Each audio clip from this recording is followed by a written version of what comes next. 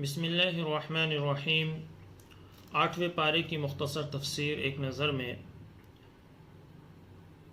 इस 8वें पारे के अंदर सूरह इनाम का माबक़िया हिस्सा है और सूरह आराफ का इब्तिदाई हिस्सा है। सूरह इनाम के माबक़िया हिस्से के अंदर रसूलुल्लाह सल्लल्लाहु अलैहि वसल्लम को तसल्ली का ज़िक्र है, मुश्रिकीन की हिमाकतों का ज़िक्र है, अल्लाह ताला की नेमतों का ज़िक्र है और आखिर में 10 वसीयतें की गई है। रसूलुल्लाह सल्लल्लाहु अलैहि वसल्लम की तसल्ली इस सूरत में इस तरह से दी गई कि ये लोग ज़िद्दी हैं, मुआजिज़ात का बेजा मुतालबा करते रहते हैं। अगर मुर्दे भी इनसे बातें कर लें तो ये फिर भी ईमान नहीं लाएंगे और कुरान का मुआजिज़ा ही काफ़ी है ईमान लाने के लिए, लेकिन ये फिर भी ईमान नहीं ला रहे हैं। इसलिए आप ए नबी परेशान ना होइए, ये तसल्ली दी गई रसूलुल्लाह सल्लल्लाहु अलैहि वसल्लम को। मुश्रिकीन की हमाकतें बयान की गई कि ये लोग चौपाओं में अल्लाह ताला का हिस्सा और शुरका का हिस्सा अलग अलग कर देते हैं। शुरका के हिस्से को अल्लाह ताला के हिस्से में खल्त मल्त नहीं होने देते, लेकिन अगर अल्लाह ताला का हिस्सा शुरका के हिस्से में मिल जाता है तो उसे बुरा नहीं समझते। फ़क्र या आर के खौफ से बेटियों को कत्ल कर देते हैं। चौपाओं की 3 किस्में कर रखी थी।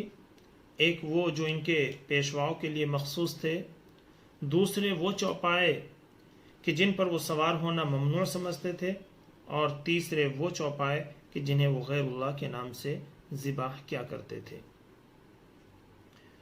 चौपाओं के बच्चों को औरतों पर हराम समझते, और अगर वो बच्चा मुर्दा होता तो औरत और मर्द दोनों ही के लिए हलाल समझते थे। ये हमाकतें थी कुफ्फार की। फिर उसके बाद अल्लाह की नेमतों का जिक्र किया गया कि खेती और चौपाई ये अल्लाह की नेमतें हैं, अल्लाह ताला का शुक्र अदा करना चाहिए। फिर अहम 10 वसीयतें बयान की गई। नंबर 1, अल्लाह ताला के साथ किसी को शरीक नहीं करना। नंबर 2, माँ बाप के साथ अच्छा सलूक करना है। नंबर 3, औलाद को कत्ल नहीं करना। नंबर 4, बुराइयों से इज्तिनाब। नंबर 5, नाहक कत्ल नहीं करना। यतीमों का माल नहीं खाना। नाप तोल पूरी करनी है। बात करते वक्त इंसाफ को मद्देनज़र रखना है। अल्लाह ताला के अहद को पूरा करना है। और नंबर 10, सिरात मुस्तकीम ही की इत्तिबा करनी है। सूरह आराफ के इब्तिदाई हिस्से के अंदर चंद अहम बातों का जिक्र है। नंबर 1, अल्लाह ताला की नेमतों का जिक्र है कि कुरान करीम है और ज़मीन में अल्लाह का इंसानों को, हैवानों को बसाना, ये भी अल्लाह ताला की एक बड़ी नेमत है। उसके साथ ही इंसान की तख्लीक, ये एक बहुत बड़ी नेमत है।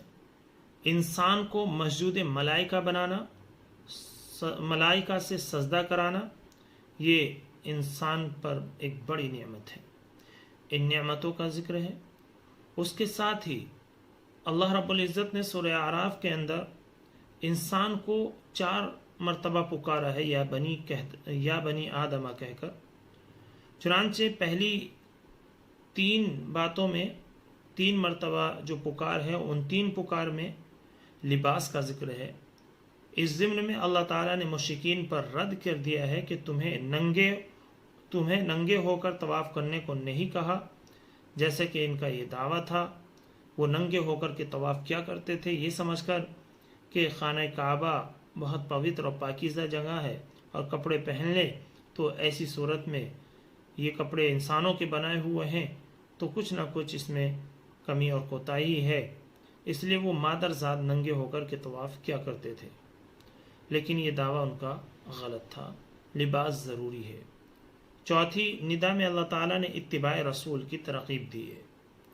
जन्नतियों और जहन्नमियों का मुकालमा सूरह आराफ में पेश आया। जन्नती जहन्नम से पूछेंगे, क्या तुमने अपना वादा पूरा पाया जो अल्लाह ताला ने तुम्हें सख्त तरीक़े से वईद सुनाई हुई थी, क्या उन वईदों को पूरा पाया या नहीं?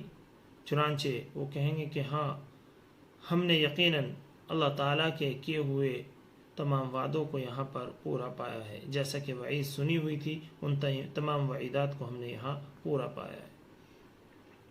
اس کے علاوہ جہنمی جنتیوں سے پوچھیں گے تو جنتی حضرات بھی کہیں گے کہ ہاں ہمیں اللہ تعالیٰ کے وعدوں پر پورا پورا یقین ہے، اور اللہ تعالیٰ نے ہر طرح کی آسائش اور ہر طرح کی نعمتوں سے ہمیں نوازا ہے۔ اللہ تعالیٰ کی قدرت کے دلائل بیان کیے گئے کہ دیکھیے بلند و بالا آسمان، یہ اللہ تعالیٰ کی قدرت کی ایک نشانی ہے۔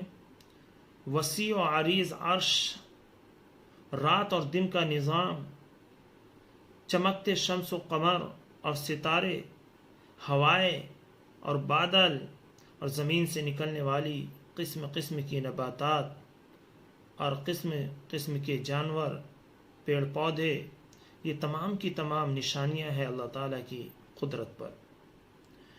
آخر میں 5 قوموں کے واقعات ذکر کیے گئے، قوم نوح کا، قوم عاد کا، قوم ثمود کا، قوم لوط کا اور قوم شعیب کا۔ ان قوموں کے تذکرے بیان کرنے میں کچھ اہم حکمتیں تھیں۔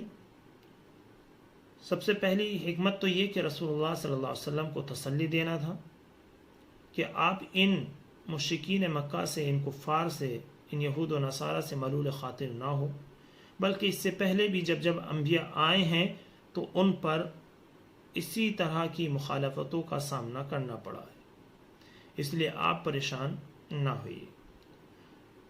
دوسری حکمت اچھے اور بروں کا انجام بتانا ہے کہ اچھوں کا انجام کیا ہے اور بروں کا انجام کیا ہے۔ اللہ تعالیٰ کے یہاں کسی بھی کام میں دیر تو ہو سکتی ہے لیکن اندھیر نہیں ہے۔ دیر سویر ظلم کا بدلہ بھی لیا جاتا ہے اور اچھائی کا بدلہ بھی دیا جاتا ہے۔ رسالت کی دلیل، آپ صلی اللہ علیہ وسلم امی ہونے کے باوجود پچھلی قوموں کے واقعات اور قصوں کو من نوعاً بیان کرتے ہیں، تو یہ بڑی دلیل تھی کہ اللہ کے نبی صلی اللہ علیہ وسلم باوجود یہ کہ امی ہیں لیکن پچھلے واقعات خوب اچھے سے بیان کرتے ہیں، جو واضح دلیل تھی کہ یہ آپ اپنی طرف سے نہیں یا پڑھ کر کے نہیں بلکہ نبی کریم صلی اللہ علیہ وسلم وحی کے ذریعے بیان فرماتے ہیں۔